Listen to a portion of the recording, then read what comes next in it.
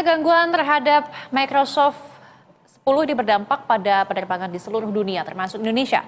Sejumlah maskapai penerbangan di Bandara Soekarno-Hatta terpaksa harus melakukan pelayanan check-in secara manual.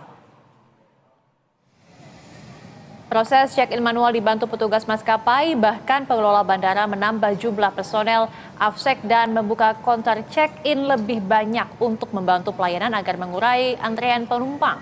Diketahui check-in manual ini sempat menyebabkan adanya antrean panjang di Terminal 3 Bandara Soekarno-Hatta. Akibatnya penerbangan pun mengalami delay sekitar 20 menit.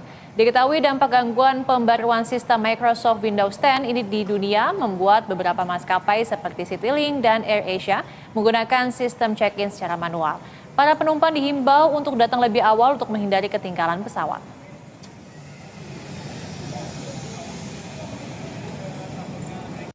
Proses check-in penumpang pesawat dilakukan dengan manual oleh personil maskapai, khusus bagi maskapai yang mengalami gangguan sistem IT.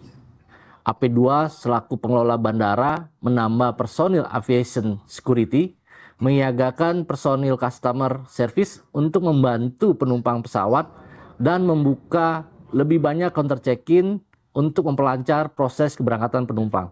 Maskapai yang tidak mengalami gangguan sistem IT tetap memproses keberangkatan dengan menggunakan sistem IT mereka. Dan untuk mengetahui kondisi terkini di Bandara Soekarno-Hatta, kita sudah terhubung dengan jurnalis WTV ada Teguh Adi dan Yulisa Febiola yang sudah berada di sana. Selamat siang, Teguh. Teguh, apakah gangguan dari sistem Microsoft ini masih terjadi di sana? Bagaimana pantauan Anda? Ya, selamat siang Didis dan juga pemirsa. Tepat di belakang saya ini merupakan counter check-in dari Terminal 3 Bandara Soekarno-Hatta. Dan memang telah dikonfirmasi terjadi gangguan secara global pada operasi peralatan Microsoft yang membuat sistem di beberapa bandara internasional terganggu.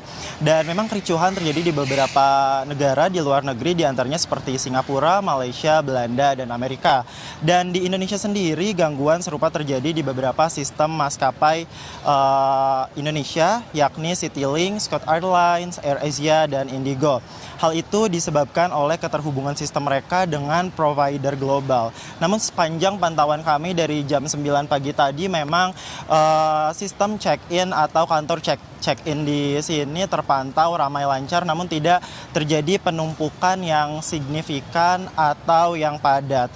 Kemudian terkait hal ini juga jubir Kementerian Perhubungan telah mengkonfirmasi, telah mengambil langkah preventif seperti memperbanyak counter check-in, kemudian juga melakukan check-in manual dan juga menghimbau kepada para penumpang untuk datang lebih awal dari biasanya.